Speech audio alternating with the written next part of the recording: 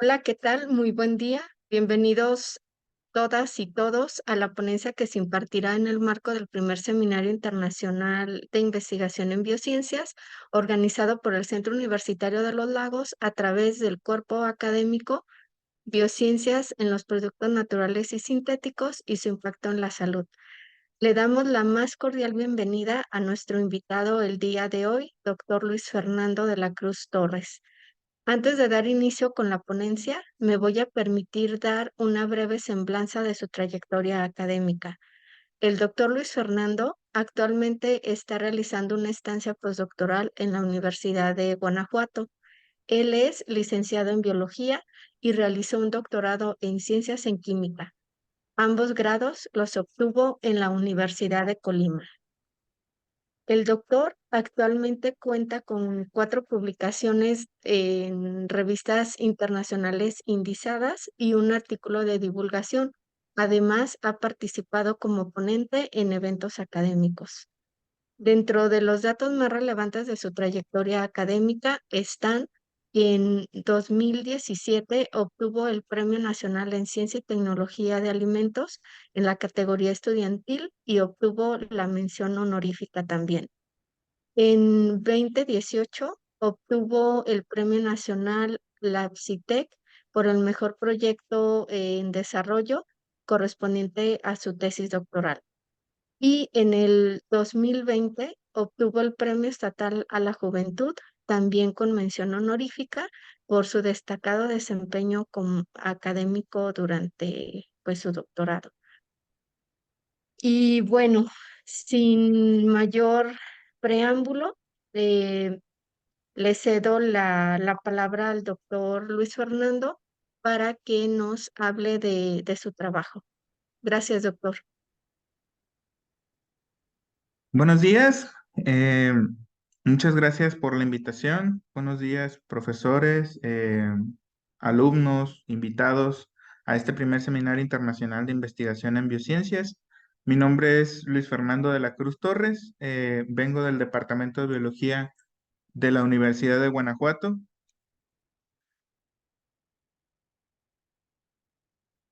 Y les voy a hablar de cómo estamos revelando las relaciones evolutivas, estructurales y funcionales de las proteínas Moonlight presentes en el género Cándida.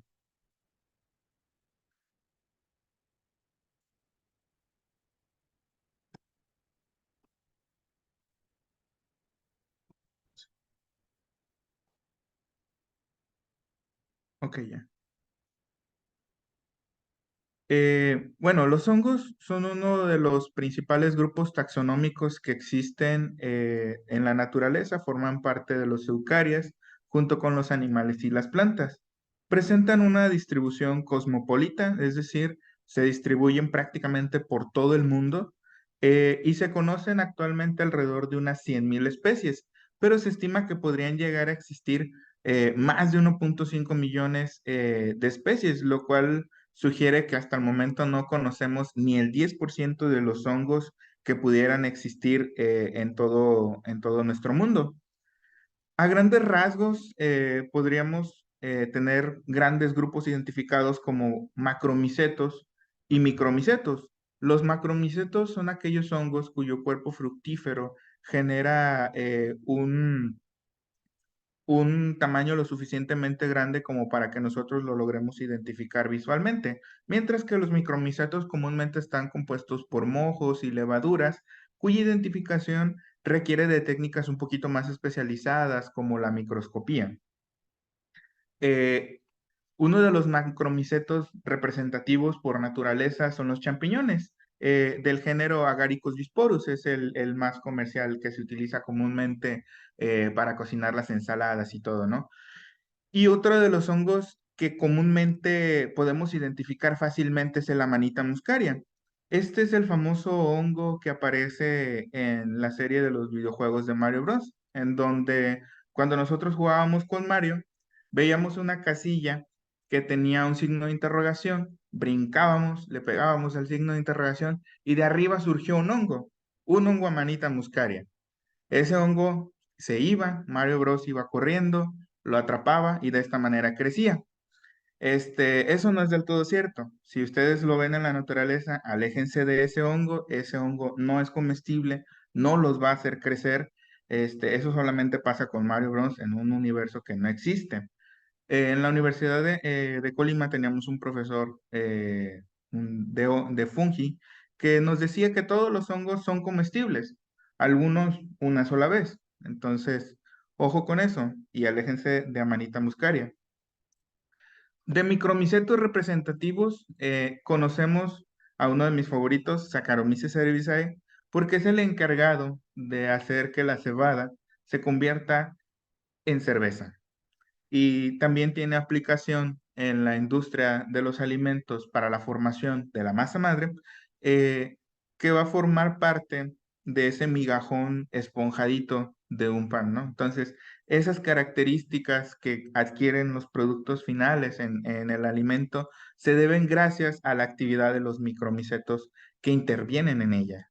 Otro de los micromicetos representativos que generan bondades al ser humano es penicillium, del cual se puede obtener el fármaco penicilina, además de tener una aplicación poco usual también en la fabricación de quesos, en los quesos azules principalmente, que suelen ser alimentos pues bastante codiciados también por cierto grupo de personas.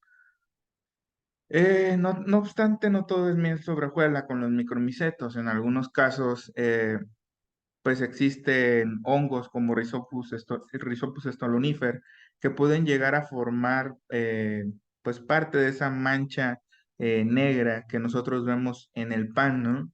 Si ven ese pan, ya no se lo coman, tírenlo completamente. Si le cortan la parte negra y el resto, no, no, no. Rhizopus ya logró penetrar, ya logró introducir sus hifas, colonizar todo ese pan, entonces corren el riesgo de intoxicarse. No lo hagan, tiren ese pan, vayan mejor y compren un pan nuevo.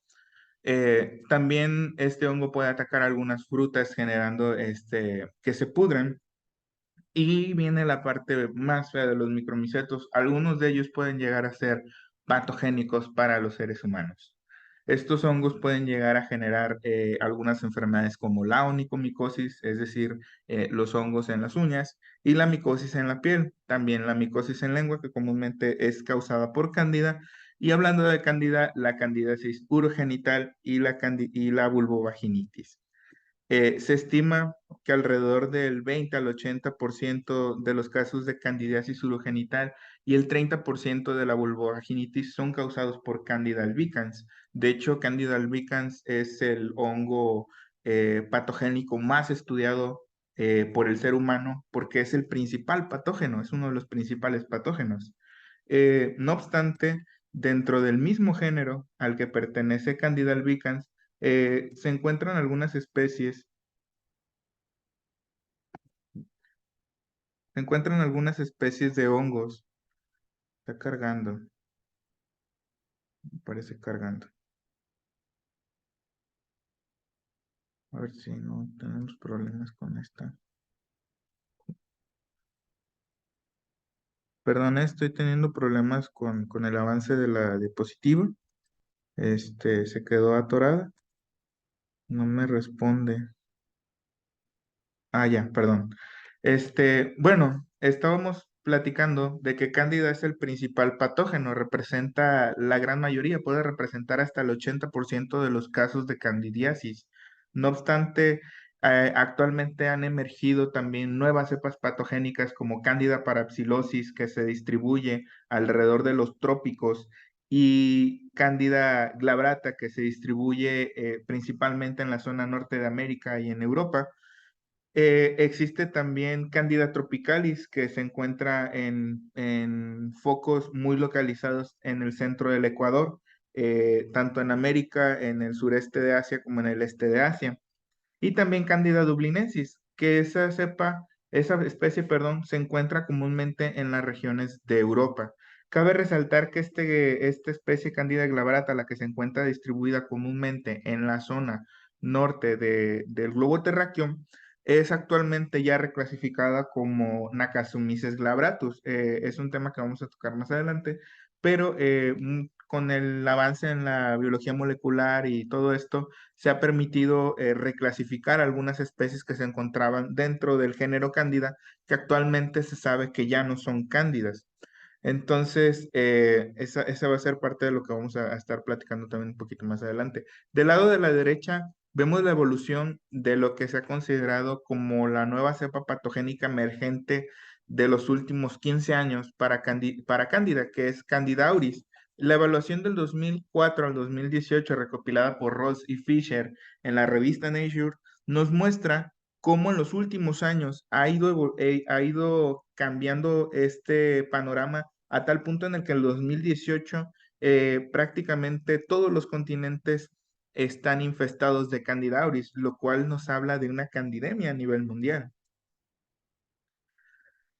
Eh, En el esfuerzo por el conocer cómo estas especies se encuentran relacionadas y el diagnóstico de enfermedades, la búsqueda de nuevos biomarcadores y de vacunas, se han secuenciado más de 30 genomas del género Cándida que aparecen listados en la parte de la derecha de esta diapositiva. Esto se hace con el fin de generar nuevos biomarcadores que sean más específicos, más rápidos, que se puedan diseñar vacunas de una manera más efectiva, que se puedan encontrar mejores antifúngicos, más potentes y que se puedan llevar a cabo los ensayos en laboratorio pertinentes para cada una de estas cepas. Y de hecho, para cepas emergentes que hasta el momento no han sido identificadas. Eh, Metiéndonos un poquito al tema de la candidiasis en el ser humano, eh, preparé una presentación que iba más enfocada hacia el tema de que íbamos a estar en una plataforma como YouTube y hice una representación, en este caso, de Candida parapsilosis. La candidiasis, recordemos que puede llegar al ser humano a través de una transmisión sexual, pero también puede llegar a través del estómago. En este caso, por ejemplo, la segunda cepa patogénica después de Candida albicans es Candida parapsilosis, y según una recopilación de Goblins y Las Flor del 2024, es decir, de este año, esta cepa inicia su principal método de entrada a través del intestino. Eh, Aprovecha que muchas veces las personas se encuentran inmunodeprimidas, tienen algún accidente, alguna lesión, malos hábitos alimenticios y que la reducción de la microbiota intestinal favorece que las hifas de cándida puedan penetrar a través de la región estomacal y minarse hasta la zona eh, de la periferia de los vasos sanguíneos. Esto permite al hongo diseminarse de manera sistemática y colonizar otros órganos, y esto ya se convierte en un problema de salud serio para la persona huésped. De hecho, alrededor de 1.5 millones de personas sufren de cada año una infección en el torrente sanguíneo por cándida. Es decir, el nivel de candidiasis se agrava a tal punto de que puede volverse una candidiasis invasiva y esto genera alrededor de 995,000 muertes según Denning en la revista Lancet. Es decir, estamos hablando de datos publicados en revistas de alto impacto que son recopilados por expertos. La mortalidad en una candidiasis invasiva puede ser del 6 al 63%. Y de hecho, la candidiasis por sí misma es la tercer causa eh, de ataque fúngico, por así decirlo, o de colonización fúngica después de dos etapas en aspergilos. Esto también es una recopilación del 2024. Eh, Esto nos habla también de cómo es necesario conocer el mecanismo que hay detrás de la entrada de Cándida al torrente sanguíneo, cómo es que el hongo logra proliferarse de una manera, pues tan, entre comillas, sencilla. Y esto es porque tienen un mecanismo que les permite eh, irse desplazando e ir de alguna manera evitando el sistema inmunológico del propio ser humano de tal punto, de tal manera que produce algunas enzimas inhibidoras por ejemplo, plasminógeno, que son la ruta del fibrinógeno, plasminógeno y plasmina, son los encargados del sistema de coagulación en la sangre. Entonces, estas proteínas que libera Cándida pueden interactuar con la ruta del plasminógeno, evitar la coagulación y permitir la proliferación de las cifas a través del torrente sanguíneo. Esto se ha visto reportado para un cierto grupo de proteínas y se han identificado mediante técnicas muy especializadas como espectrometría de masas. Se han identificado proteínas como enolasas, fructosa bifosfato aldolasa, trasaldolasas, ATP sintasas, y muchas de estas proteínas se encuentran en una ruta central. A estas proteínas se les llama proteínas Moonlight y son las proteínas de las cuales les vamos a hablar a continuación.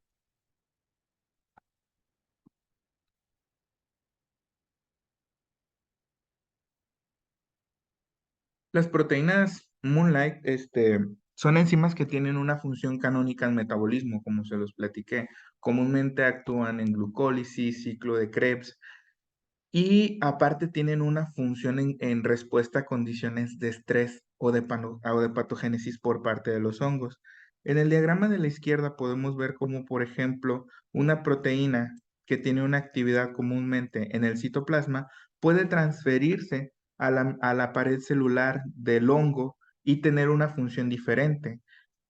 Por otro lado, puede intercambiarse en el núcleo y tener una actividad de unión a ribosoma o tener una actividad de unión a un ADN.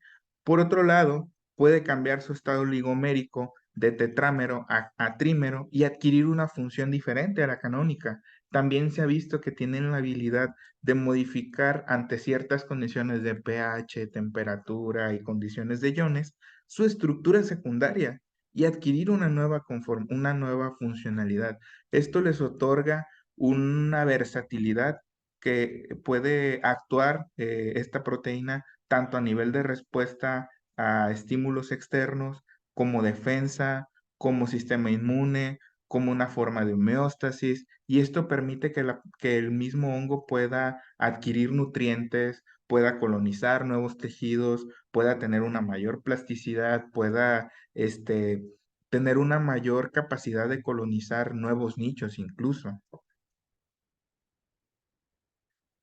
De hecho, aquí en estos mapas que representan algunas de las proteínas involucradas en glucólisis y ciclo de Krebs, mencionan cuáles son las actividades Moonlight que han sido reportadas en ellas. Las que aparecen en los recuadros con puntitos rojos son las que en el grupo de investigación del Departamento de Biología de la Universidad de Guanajuato han sido identificadas mediante espectrometría de masas como proteínas expresadas diferencialmente bajo condiciones de estrés en cándida, en diferentes especies de cándida. Entre ellas se encuentran la exoquinasa, la fructosa 6-fosfato deshidrogenasa, la fructosa 6-fosfato, perdón, la fructosa 1-bifosfato aldolasa, la piruvatoquinasa, la enolasa y algunas del ciclo de Krebs como la malato deshidrogenasa, la citratosintasa, la conitasa y la succinato deshidrogenasa.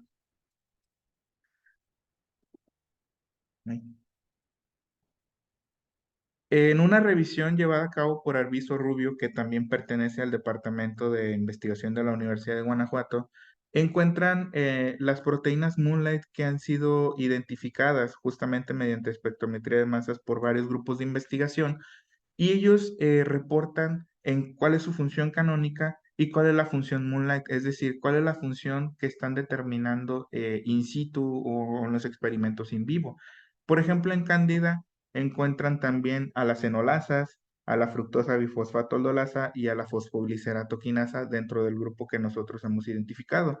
Y estas tienen la actividad en común de unirse al plasminógeno.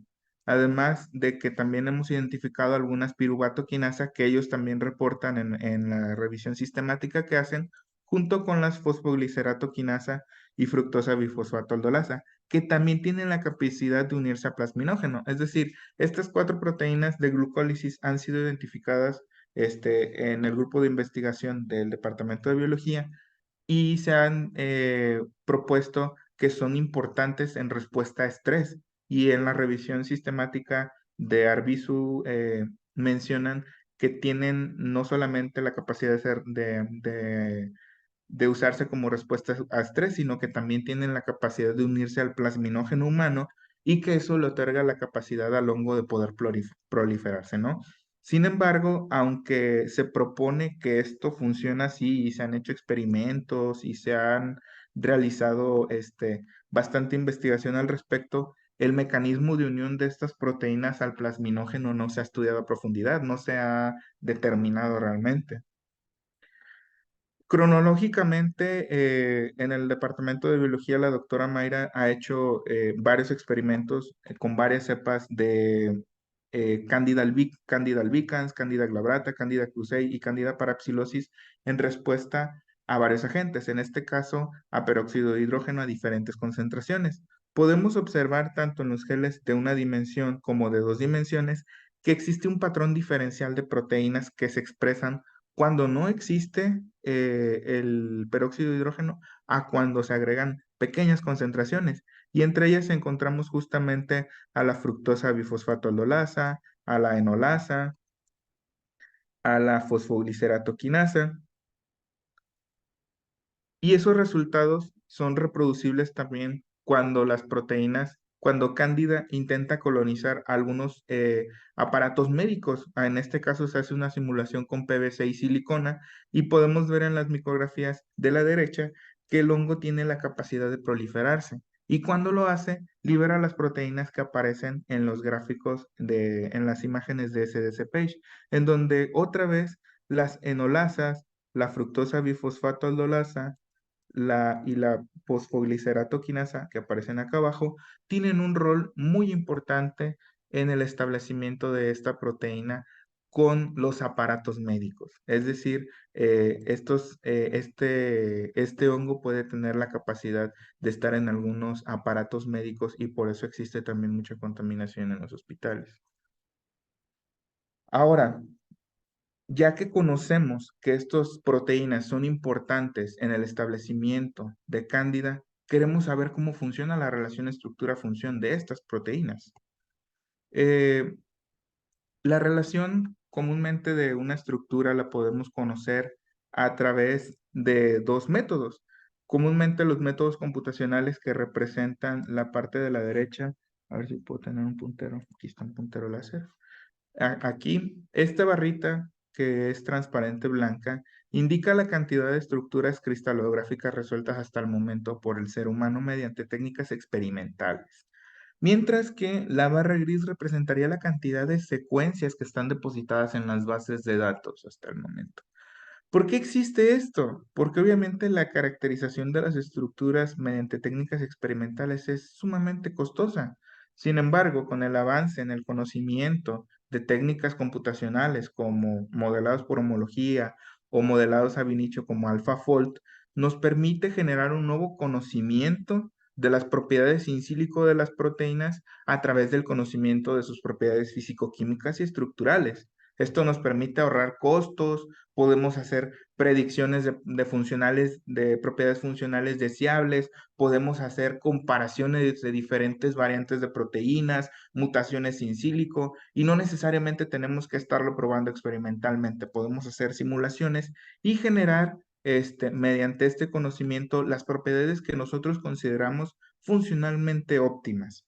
Posteriormente, hacer la ingeniería de proteínas necesaria y tener la aplicación en la industria de los alimentos con nuestro producto mejorado.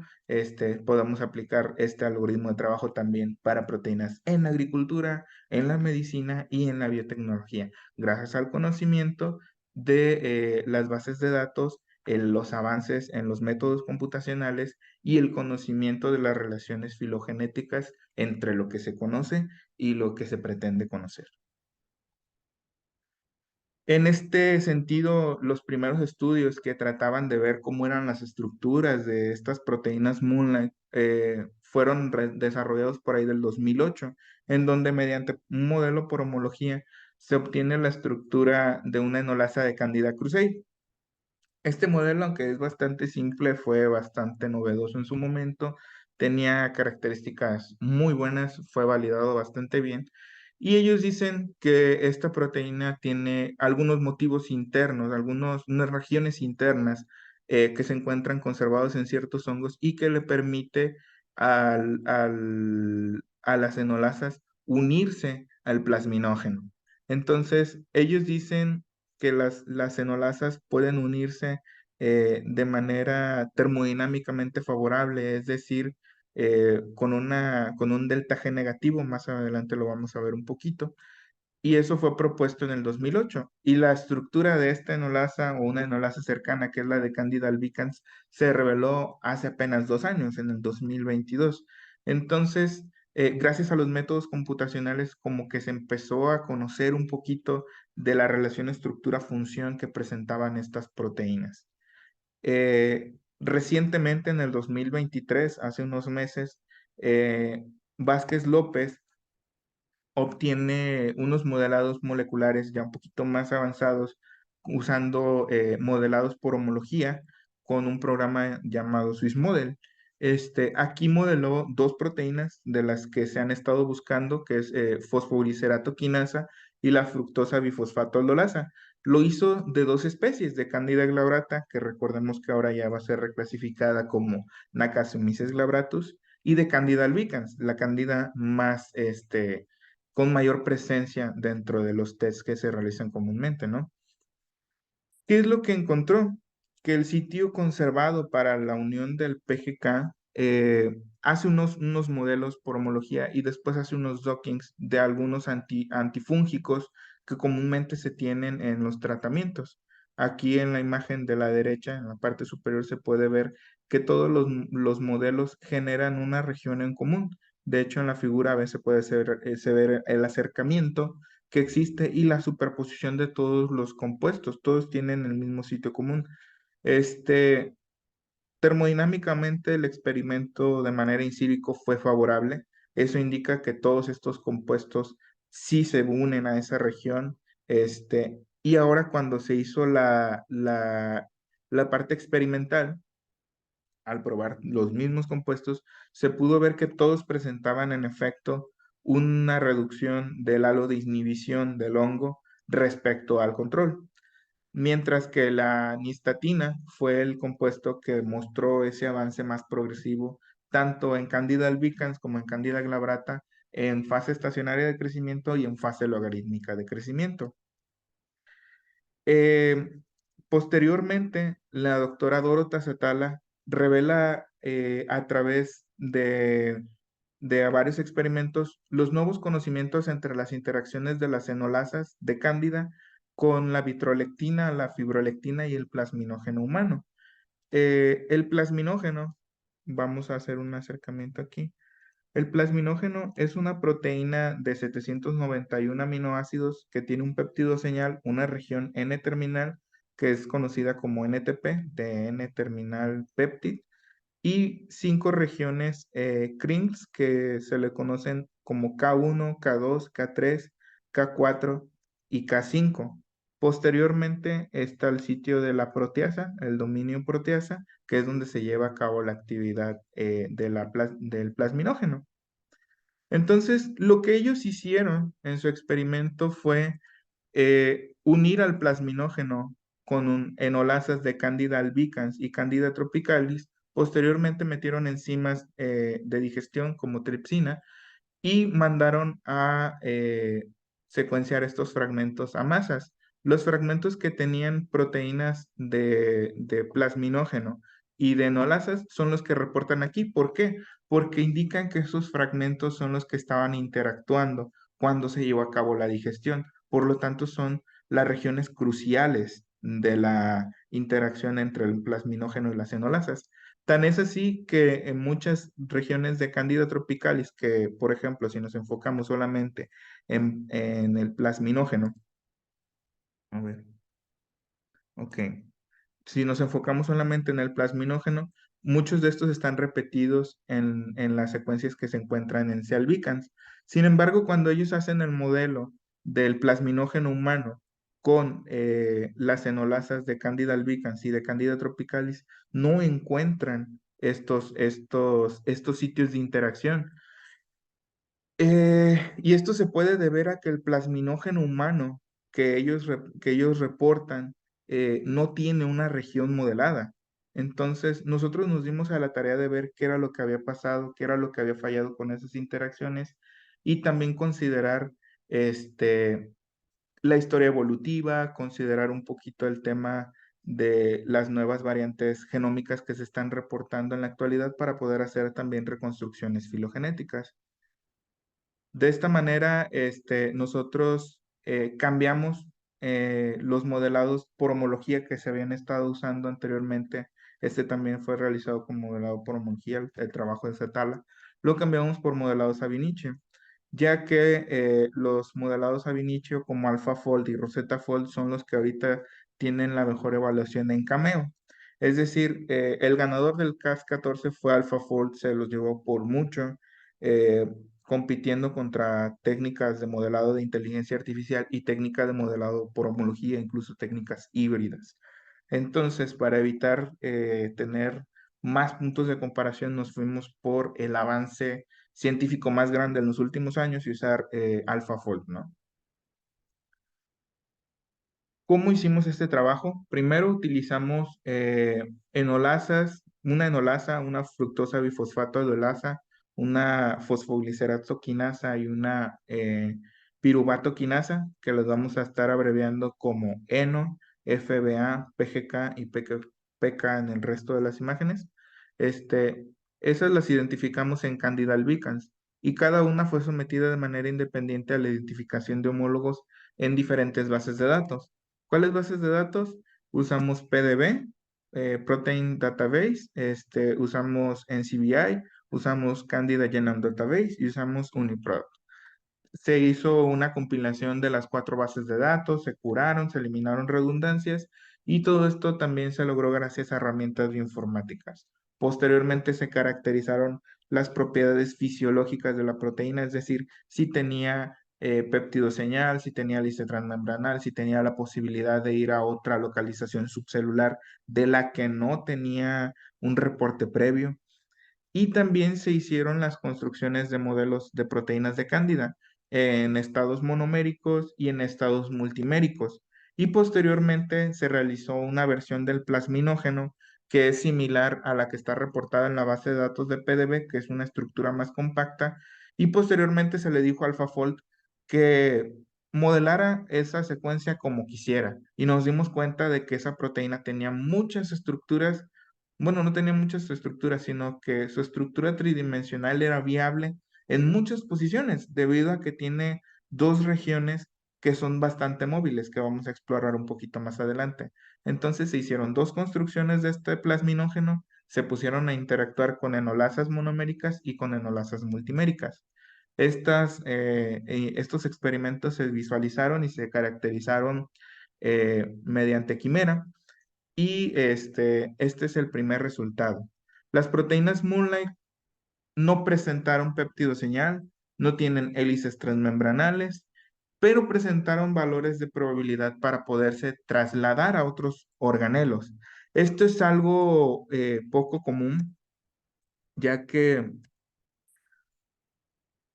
cuando nosotros hacemos los experimentos de simulación de localización subcelular de una de estas proteínas, comúnmente el valor ronda el punto 99 y el resto aparece como cero. En este caso, no, las ponderaciones individuales, estos diagramas representan la sumatoria de entre 38 a 45 proteínas evaluadas de manera independiente y representan la media más el error, la desviación estándar. Se realizó una ANOVA y los valores de las letras representan las agrupaciones mediante una prueba de Tukey. Entonces podemos observar que definitivamente en todas la localización subcelular primaria es el citoplasma, pero también en segundo lugar aparece el núcleo. Y en tercer lugar, de hecho aquí aparece la mitocondria. Y en tercer lugar comúnmente aparecen mitocondria, membrana celular y mitocondria, lo cual sugiere que esta proteína puede estar migrando a otros organelos dentro de la misma célula. Y esto es algo que ya se ha visto de manera experimental. De hecho, de manera experimental se ha encontrado esta proteína en pared celular, en membrana celular, en algunas vesículas de transporte de proteína y también se han reportado en mitocondrias aisladas eh, la actividad de estas proteínas, actividad de proteínas de glucólisis en mitocondrias que han sido aisladas y no tendrían que estar haciendo nada ahí. Por lo tanto, considerando toda la literatura y lo que nosotros observamos en los experimentos de identificación subcelular y el análisis estadístico, nos dimos a la tarea de proponer este mecanismo, en el cual proponemos que claramente las enolasas, las FBA, las PGK y las PK se encuentran principalmente en citoplasma, pero pueden entrar a la mitocondria gracias al sistema al complejo TOM, que es el complejo encargado de la entrada del 90% de las proteínas al interior de la mitocondria.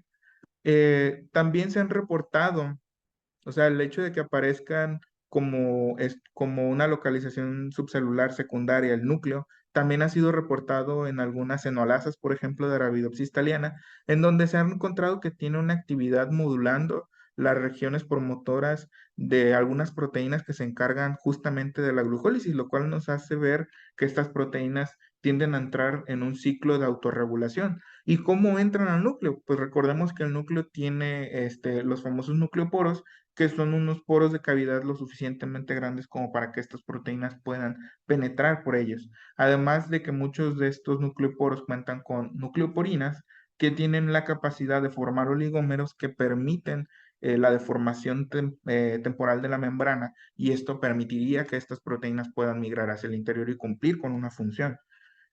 Además, en el diagrama verde podemos observar cómo las proteínas también pueden llegar a membrana celular y esto podría facilitar de alguna manera que puedan toparse con regiones de proteínas transmembranales que permitan que estas proteínas puedan migrar hacia el exterior y encontrarse en grandes cúmulos en pared celular. Hay experimentos de identificación por masas, de identificación por fluorescencia y de identificación por anticuerpos que justamente nos dicen que estas proteínas que están en el núcleo que no deberían de estar en pared celular se encuentran ahí. Entonces, esta es una de las formas que nosotros encontramos de explicar esto. Además de que también se ha reportado en la literatura de que mediante vesículas se pueden transportar estas proteínas hacia el exterior. En algunas vesículas aisladas de proteínas que son específicamente para medios extracelulares, se han identificado proteínas del citoplasma como a la fructosa bifosfataldolasa y a la enolasa, por lo que forman parte de nuestro resumen gráfico. Bien, cuando hicimos el análisis evolutivo de estas proteínas, nos dimos cuenta de que se formaban tres grupos en los cuatro árboles filogenéticos de manera independiente, ¿no? El árbol A pertenece a las enolasas, el B a las FBA, el C a las PGK y el D a las PK. En el grupo 1 encontramos a las especies principalmente a Candida albicans, Candida dublinensis, Candida maltosa, Candida tropicalis y Candida visuanati. Estas secuencias en cada una de los grupos de proteínas evaluados presentaron más del 96% de identidad, algo similar al grupo 2 y grupo 3, que estuvo compuesto el grupo 2 por Candida parapsilosis, Candida orthopsilosis, metapsilosis, TEAE y margitidis, fueron las más cercanas. Y el grupo 3 estuvo compuesto por Candida auris, también una cepa que vimos que emergentemente es considerada como altamente patogénica y estuvo relacionada muy cercanamente con Dubushemun mulonis y Aumuloni, y al igual que con Candida pseudohybengensis. Estas especies son las más cercanas a Candida auris y de hecho en algunos casos sí se han reportado como patogénicas, en muy pocos casos. Sin embargo, es notorio que al estar relacionadas altamente filogenéticamente con una cepa que ya ha crecido bastante en los últimos años, pues nos sirve para poner un poquito de atención hacia esas cepas emergentes, ¿no? Los porcentajes de identidad de las secuencias que estamos comparando justamente aquí, Candida albicans, Parapsilosis y Auris, fue de entre 74 y 87%. Realmente es un porcentaje de identidad bastante bajo considerando que son proteínas de metabolismo y que tienen una función conservada y que realmente, bueno, de alguna manera esta diversificación o este porcentaje de identidad tan disperso nos habla también de la función Moonlight que están adquiriendo las proteínas, ya que al tener un menor porcentaje de identidad dentro del propio género, o sea, solamente dentro del propio género, indica que hay una gran diversidad y esto se le atribuye también a la función que pueden estar teniendo. Ahora, vamos a profundizar un poquito en cómo nosotros interpretamos la parte de los modelos generados o modelados por homología y por técnicas computacionales mediante, mediante AlphaFold. Ambos modelos se construyen con AlphaFold. En la izquierda vemos el plasminógeno. En verde bosque podemos ver el plasminógeno modelado por homología, que de hecho está altamente empatado con la estructura cristalográfica. Sin embargo, podemos notar que la estructura cristalográfica carece de una región que se encuentra entre la cisteína 435 y la cisteína 462, que como más adelante lo van a ver, fue muy crucial para formar las interacciones con las proteínas Moonlight de Cándida. Es muy probable que los experimentos anteriores no hayan considerado esta región porque los modelados por homología no te generan estas regiones. Estas bondades de poder modelar todos los aminoácidos con una alta calidad, no quiero decir que sea el único programa que los modele todos, que los modela con una alta calidad, son de AlphaFold. Entonces, ambos modelos, tanto el por homología como la Viniche, provienen de AlphaFold. Y la comparación estructural, aparte de revelar eso, nos revela que el Kerler 5 se encuentra cerrado, se encuentra más cerca del sitio de proteasa del plasminógeno que en la versión que modela AlphaFold cuando no le damos restricciones. Entonces, esto juega un papel muy importante porque le estamos mostrando a un programa eh, dos estructuras diferentes que provienen de la misma secuencia primaria y le estamos diciendo que pueden tener movilidad. El programa interpreta esto y puede arrojarnos un docking proteína-proteína. Por otro lado, ¿qué hicimos con cada una de las proteínas?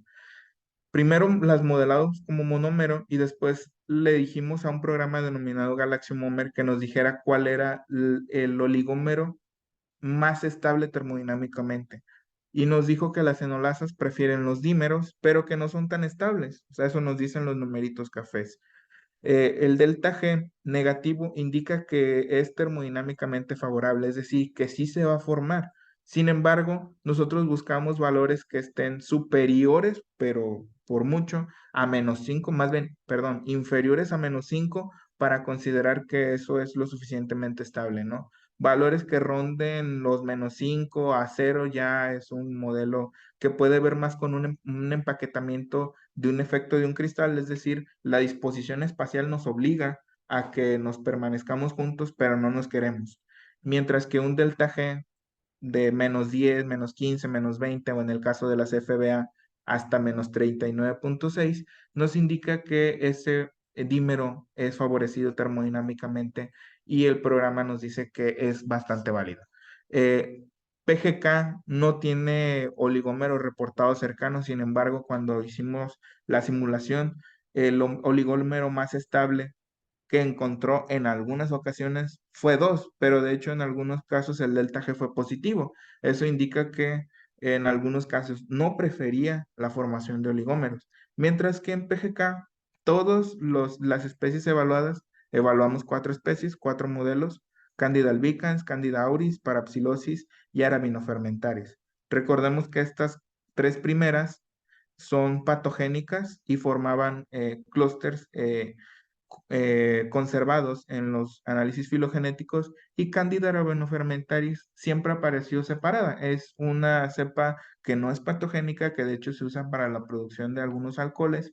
Entonces, quisimos ver qué era lo que pasaba también en ese sentido, poniendo cepas patogénicas y poniendo una no tan patogénica.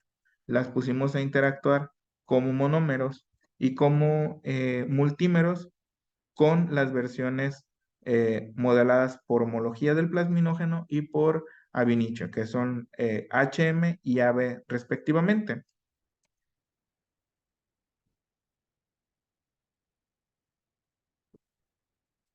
En estas imágenes vemos cómo se comportan las proteínas cuando se modelan como monómeros, tanto las Moonlight como el plasminógeno. Del lado izquierdo podemos observar al plasminógeno modelado por homología, es decir, en una conformación cerrada, y del otro lado podemos observar la conformación abierta del plasminógeno.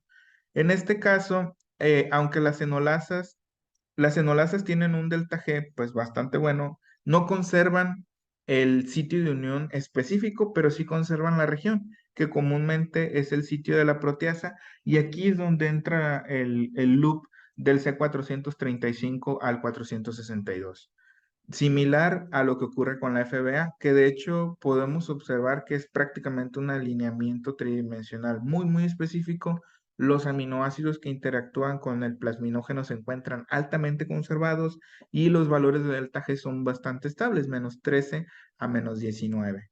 PGK tiene valores también muy buenos de -7 a -20, se une bastante bien, pero no conservan las regiones principales de unión. Algo que sí ocurre con PK, pero solamente en las cepas patogénicas.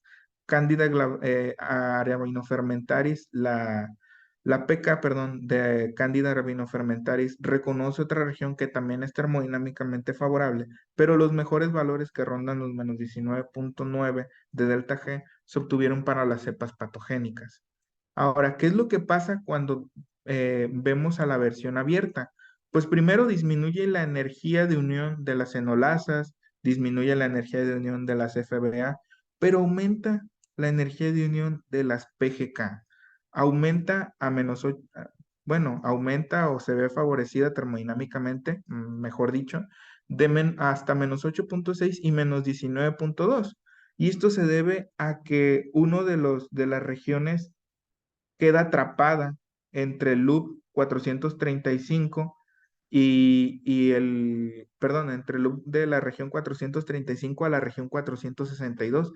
Si hacemos un acercamiento, podemos ver que aquí es donde empieza, se pierde dentro de la estructura terciaria y sale del otro lado. Por lo tanto, esto indica que la proteína ya no va a tener una actividad, la proteína ha quedado inmovilizada por una PGK.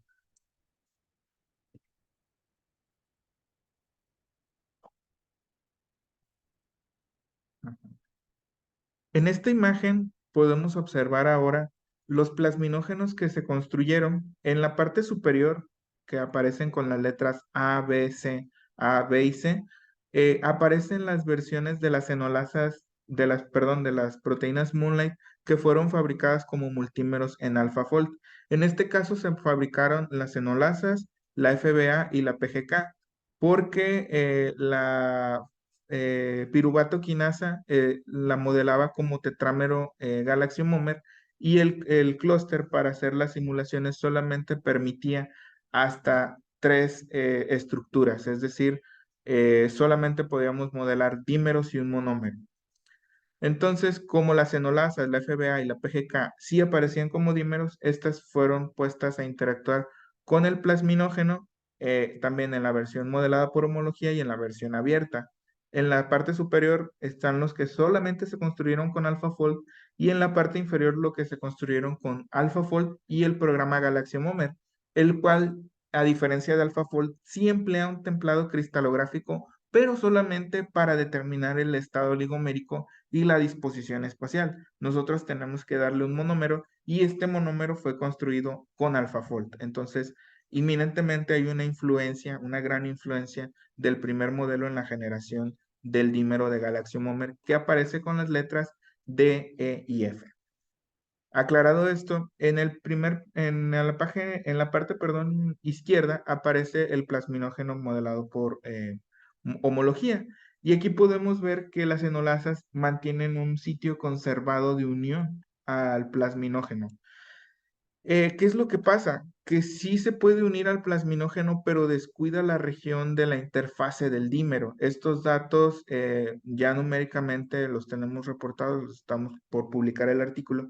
Este, esta región es descuidada, entonces Eso significa que la enolasa prefiere trabajar más como monómero que como dímero. Por su lado, las FBA que modela AlphaFold no interactúan de buena manera con el modelo por homología, pero las que genera Galaxy Homomer sí. Y esto se debe a que la región del dímero, en la región de la interfase, aparece como una proteína abierta. Y esto favorece que la región del loop de la cisteína 435 a 462 pueda estar interactuando con esta región de la interfase de ambos monómeros. Los delta G son bastante bajos, menos 4.9 a menos 10, pero como son de ambos, hay que hacer la sumatoria y la sumatoria total correspondería a un valor de delta G cercano a menos 20, lo cual hace que la interacción del dímero de la FBA en una posición abierta con el plasminógeno modelado por homología sea termodinámicamente bastante estable. Y finalmente, cuando nos vamos al plasminógeno abierto, podemos encontrar que la posición de las enolasas cambia. No obstante, el delta G se mantiene bastante estable, es muy, muy bueno, y eso indica que la proteína sí se va a unir termodinámicamente, es bastante estable ese tipo de unión. Eh, entonces, ¿qué nos queda como aprendizaje de todo esto? Las diferentes especies de cándida tienen la habilidad de crear estructuras que tienen una movilidad mayor y al mismo tiempo pueden interactuar con proteínas que tienen mucha movilidad. Estos experimentos requieren de proteínas completas y la probabilidad de que el experimento de Satala no haya sido un éxito de manera in silico puede depender de eso, de que el loop 435, 462, que es un conector de dos cisteínas, no aparece en la estructura cristalográfica reportada en la base de datos de PDB. Entonces, este análisis de hecho involucró la construcción de 16 modelos monoméricos, de 24 modelos multiméricos, y de más de 80 acoplamientos proteína-proteína. Este análisis es el más completo y más extenso para tratar de entender la relación estructural de las proteínas Moonlight con el plasminógeno, que ha sido ampliamente reportado, ¿no? Bueno, como conclusiones de esta recopilación, de esta revisión, es que las proteínas Moonlight juegan un papel muy importante en los mecanismos de defensa, estrés y de ataque en las especies del género Cándida. Se logró profundizar la localización subcelular múltiple de las proteínas Moonlight y las posibles rutas que lo permiten. Se ha logrado comprender un poco más de los mecanismos que favorecen la tolerancia a fármacos por parte de las especies de Cándida, es decir, sus mecanismos de defensa. Se ha establecido la relación evolutiva de las especies con genoma reportado empleando cuatro proteínas Moonlight. Se conoció un poco más, más bien el conocimiento estructural de las proteínas Moonlight permitirá seguir estudiando las como dianas potenciales para el diseño de vacunas, eso es un hecho. Las proteínas Moonlight pueden interactuar con diferentes versiones del plasminógeno humano, como monómeros y como dímeros, lo que vuelve versátil su patogenicidad. Las perspectivas de este proyecto con lo que estamos trabajando actualmente es reclasificar y caracterizar estructuralmente las proteínas Moonlight que se encuentran en Acaciomyces glabratus. Recordemos que se han realizado bastantes experimentos en el Departamento de Biología que involucra la expresión diferencial de este grupo de, de hongos, ¿no? Entonces, también se pretende diseñar vacunas in sílico, estamos también por reportar eso, las vacunas in sílico de proteínas Moonlight presentes en Acaciomyces glabratus, y también en algún momento se pretende explorar el determinar los niveles de expresión de las proteínas Moonlight en diferentes especies del género Candida bajo condiciones de estrés y patogenicidad. Pues los agradecimientos a CONACYT por la beca postdoctoral para llevar a cabo mi estancia en la Universidad de Guanajuato, al Instituto de Biología, principalmente a la doctora Mayra Cuellar, a Nancy Vázquez, al doctor Everardo López Romero y al doctor Bernardo Franco, y claro que también al comité editorial del primer Seminario Internacional de Investigación en Biociencias, principalmente a la doctora Evelia Martínez Cano, de quien recibí amablemente la invitación personal. la doctora Xochitl Aparicio Fernández y la doctora Egla Yaret Vivian Castro. Muchas gracias a todos por escucharme. Gracias, doctor, por su interesantísima ponencia. Y bueno, ahora le cedo la palabra a la doctora Xochitl, quien nos hará favor de leer las preguntas que tengan los invitados. Mm.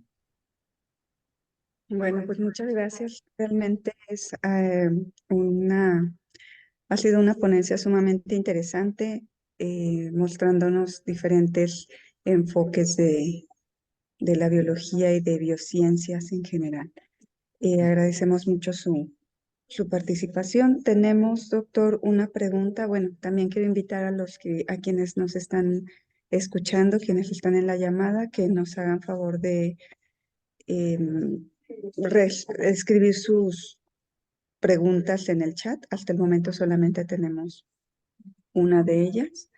Es de la doctora Egla y pregunta: cuando se compara la estructura cristalina de alguna proteína y esa misma estructura calculada bajo la simulación que describe, ¿qué tan similares son sus estructuras o qué tan diferentes?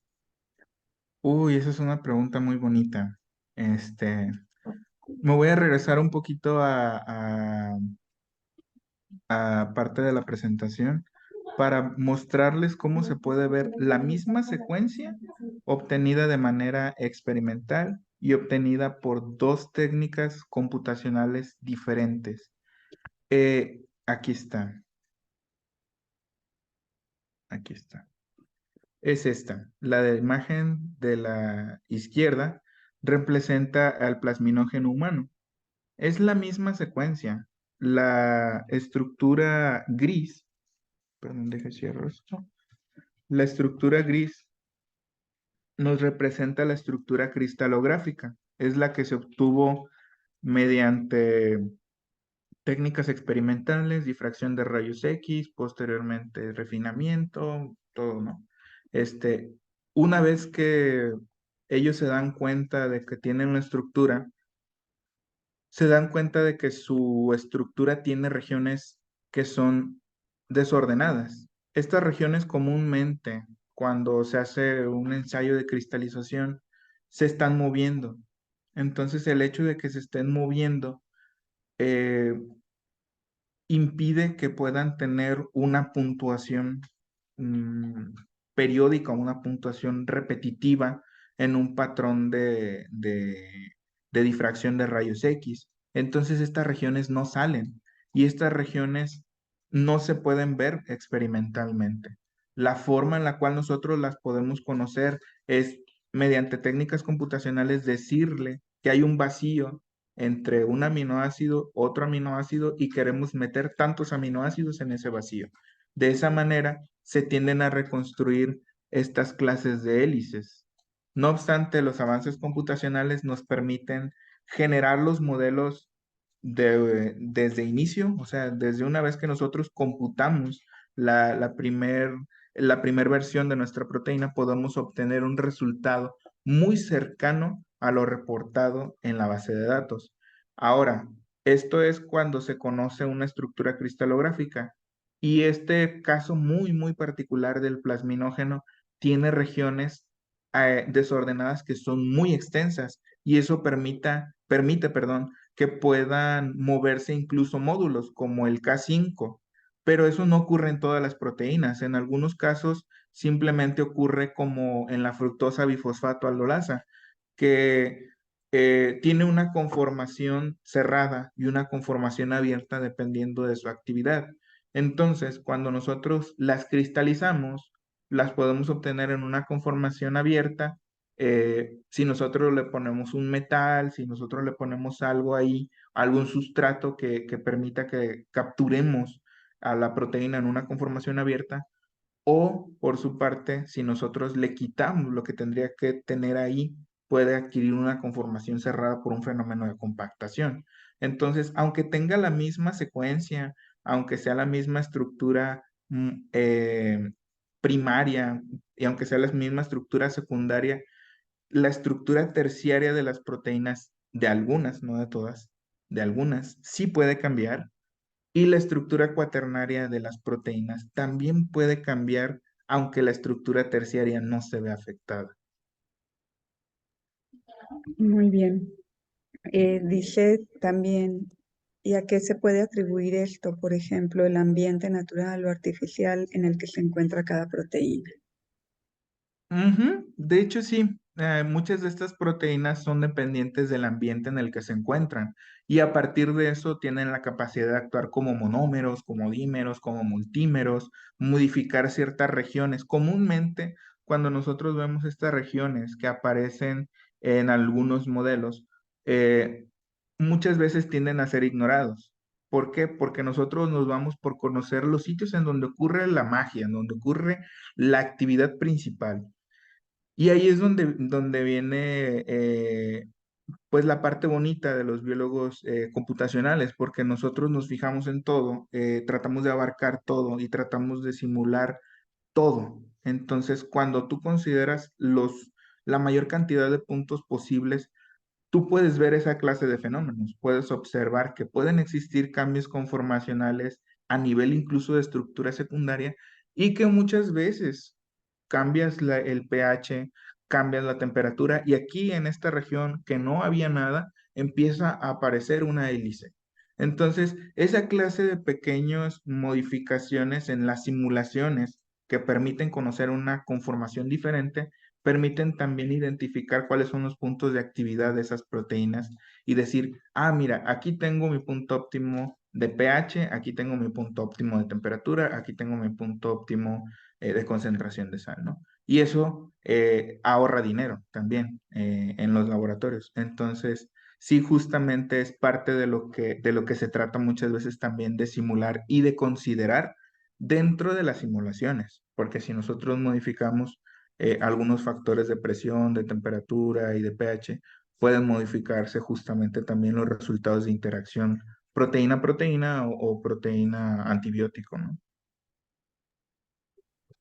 Cierto, muy bien, muchas gracias. El doctor Páez pregunta, se sabe que el plasminógeno y los activadores tisulares de plasminógeno están asociados a enfermedad cardiovascular. ¿Este Ujú. tipo de modelos podrían dar pie a terapias de reemplazo enzimático? Ojo, qué buena pregunta. La verdad es que no lo había considerado, pero podría ser.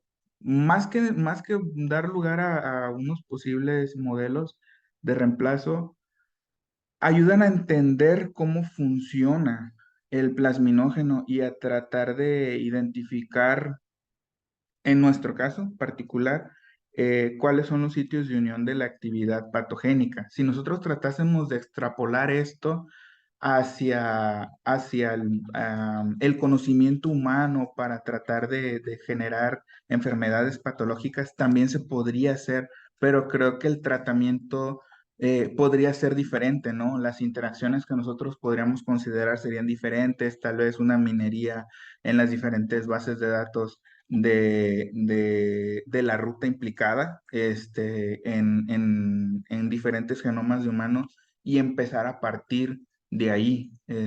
Pero sí creo que podría funcionar como una etapa crucial o primaria incluso para el establecimiento de las condiciones, al menos sí, yo creo que sí, sí podría ser. Muchas gracias. Nicodemo González nos dice, buen día, gracias por su presentación y muy ameno su tema. Considera dentro de la multifuncionalidad de este tipo de proteínas que están presentes en diferentes organelos, estas podrían actuar en la reconstrucción de ADN por acción destructiva de la actividad de los radicales libres. Sí, de hecho sí. O sea, muchas de estas proteínas están implicadas en reacción a estímulos agentes oxidantes. Y uno de los mecanismos que no es que yo haya visto, que de hecho yo hipotetizo, es el hecho de que tienen la facilidad de integrar dentro de su estructura una gran cantidad de aminoácidos cargados. y esto le permite también a las proteínas funcionar e interactuar con especies reactivas de oxígeno y con muchos componentes de estrés justamente también para Cándida. Entonces, sí se ha visto, sí tiene una relación también, y de hecho es parte también de lo que se hipotetiza, por lo cual podría estar llegando a mitocondria, ¿no? Sobre todo, hay más estudios enfocados hacia las enolasas, es el principal grupo de proteínas que yo podría mencionar del cual he visto esta clase de avances más notorios, más significativos y que se han explicado y propuesto incluso mecanismos, ¿no? De las FBA, PGK y PK no recuerdo haber visto, pero de las enolasas sí. Entonces, considerando los resultados que nosotros estamos viendo, es muy probable que los mecanismos de las otras tres proteínas pues estén por revelarse en los próximos años, ¿no? Cómo podrían estar interactuando también. Muy bien, y continúa la pregunta también de Nicodemo. ¿Conoce si estas tienen efectos adversos por factores epigenéticos o si se ven alteradas sus funciones? Mm, en hongos no. De hecho, todo lo contrario, es muy probable que la diversificación que ha ocurrido con el transcurso del tiempo haya sido favorecida evolutivamente justamente por la multifuncionalidad y generado las variantes de estas proteínas que tenían o que el hongo predispuso como las mejores para él. Entonces, la funcionalidad no se ve afectada, la funcionalidad dentro de la célula no se ve afectada mientras la sobreexpresión de estas proteínas se lleva a cabo. De hecho, es parte del por qué se hipotetiza que pueden estar localizándose en varios lados. El poder atravesar la membrana mitocondrial le permitiría poder estar realizando actividades de glucólisis cerca de proteínas que se encuentran, por ejemplo, en ciclo de Krebs, cuando eh, el mecanismo no está tan disponible en el citoplasma. El hecho de que se puedan trasladar también al núcleo, pues tiene sus ventajas evolutivas que más que tener una relación negativa hacia el hongo les confiere todo lo contrario, una ventaja evolutiva, ya que no tienen que crear genes específicos de defensa y de ataque, sino que aprendieron a canalizar un mecanismo de metabolismo hacia una ruta evolutiva que les pudiera favorecer. Muy bien, pues muchas gracias, doctor. Son todas las preguntas que tenemos. Gracias a ustedes por invitarme. Muy buenas preguntas, la verdad, me hicieron pensar bastante. Me apasiona mucho este tema, entonces yo me puedo estar hablando aquí de esto todo el día con ustedes, cuando gusten. Muchas gracias por invitarme, fue un placer haber estado con ustedes, muchachos.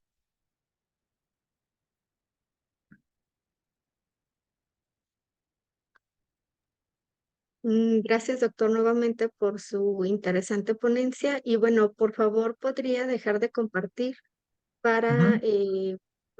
hacer la entrega virtual de su constancia. Bien. Gracias.